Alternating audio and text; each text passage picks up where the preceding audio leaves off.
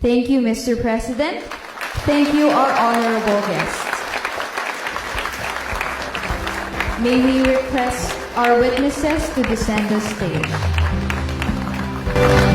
The Senate President Chisa Escudero, and the honorable members of the Senate, the House Speaker, Speaker Martin Romualdez, and the honorable members of the House of Representatives, distinguished members of the Diplomatic Corps, Budget and Management Secretary Amina Pangandaman, and the honorable members of the Cabinet, fellow workers in government, ladies and gentlemen, distinguished guests, good morning at magandang araw sa inyong lahat at isang mainit na pagtanggap dito sa Malacanang Palace.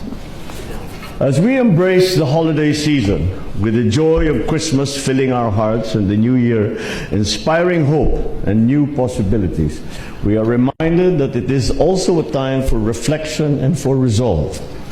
Just as families use this time to plan for the year ahead, so too must government dedicate ourselves to fortifying the foundation that we have laid down for a better future for the country. On this day that we honor our national hero, we enact the 2025 General Appropriations Act. And through this measure, the dreams of our heroes are realized by a nation birthed by their sacrifices. This budget reflects our collective commitment to transforming economic gains into meaningful outcomes for every Filipino. It is designed not just to address our present need, but to sustain growth and to uplift the lives of generations that are yet to come. In the first 2 years of this administration, we focused on creating the foundation for an inclusive, sustainable, and resilient Philippines. From targeted reforms to strategic investments, we ensure that our progress is felt in the daily lives of every Filipino. Today, we build on that momentum, guided by the same precision, purpose, and unwavering determination. In my State of the Nation address last July, I called for the full cooperation of Congress to approve the budget in their usual timely manner and to adhere to the administration's proposed budget as closely as possible. With the passing of the fiscal year 2025 General Appropriations Act, the responsibility of ensuring that every centavo is spent wisely, transparently, and purposefully begins. Cognizant that our resources are finite and our people's needs are plenty, we need to curate the particulars of the budget. So much so that even grand ambitions and great plans must be tempered. We must exercise maximum prudence, otherwise we run the risk of increasing our deficit and debt and derailing our development agenda for our country. While the final version of the budget reflects many of our shared priorities, some provisions required careful scrutiny. The Filipino people have spoken. Every centavo must go to programs that truly uplift lives, strengthen communities, secure the future development of the Philippines. There were calls to veto the entire budget and to revert to a reenacted one. However, this is not an option that we can afford. A reenacted budget will set us back, delay our vital programs, jeopardize targets for economic growth, including our goals of achieving single-digit poverty levels and upper middle income status.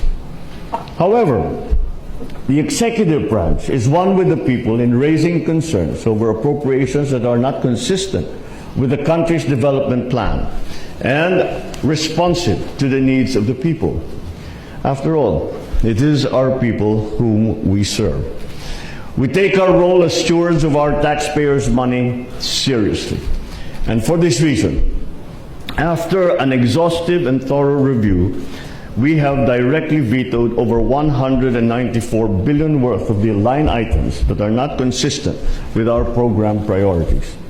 These include allocations for certain programs and projects of the Department of Public Works and Highways and those under the unprogrammed appropriations, which increased by 300%.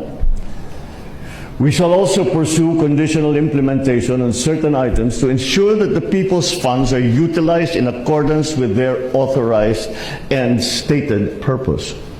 Specifically, To ensure that government assistance is not merely a provisional solution to a persistent issue, we are compelled to subject the implementation of the Ayuda sa Kapos ng Kita program, or AKAP, to the convergence efforts of the DSWD, DOLE, and NEDA. This way, we ensure that its implementation will be strategic, leading to the long-term improvement of the lives of qualified beneficiaries while guarding against misuse and duplication and fragmented benefits. This approach is anchored on a simple yet profound truth. The appropriation of public funds must not break the public trust. In the exercise of our budget execution function and our duty to ensure prudent fiscal management, we ensure that all increases in appropriations and new budgetary items shall now be subject to cash programming, applicable budget execution rules, and vetting and approval of the concerned offices.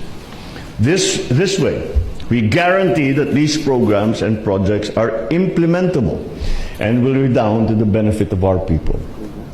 Sa sambayan ng Pilipino, nakikinig po kami sa inyo. Salamat po sa inyong pagkilatis sa ating national budget at sa pagpuna sa kaibahan ng isinumite ng Kongreso sa President's proposed budget. Kaya naman po, kahit Pasko, kaming lahat ay nagtrabaho upang pag-aralan ito. Ito po ang ipapasang General Appropriation Act ngayon. Kasama na ang mga veto ay resulta ng aming pagdinig sa inyong tugon. Nakakaasa naman po kayo sa budget na ito.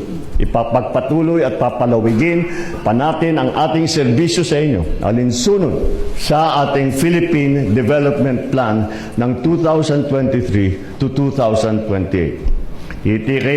Titiyakin namin na mananatiling prioridad ang social services. Kasama na rin dyan ang edukasyon ayon sa mandato ng ating saligang batas. Pati na rin ang kalusugan. Sisikapin din po natin na ipagpatuloy at ipapagpapatupad ang ating economic services, kasama ang infrastruktura at agrikultura, upang mapalakas pa ang ating ekonomiya at malabanan ang kahirapan na dulot ng pagtaas ng presyo ng bilihin at kalamidad. Titiyakin namin na maipapatupad ang mga plano upang maipababa ang presyo ng pagkain, lalong-lalo na ang bigas. Itutuloy namin ang mga hakbangin upang mapunan ang kakulangan sa mga gusaling pampaaralan at ang mga computer ng mga eskwelahan. Sisiguruhin natin na tuloy-tuloy at mas lalawig pa ang mga benepisyo ng lahat ng Pilipino sa ilalim ng PhilHealth.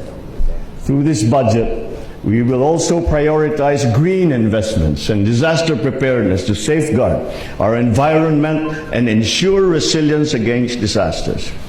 We shall drive innovation and enhance trade and investments to create more quality jobs and to improve productivity.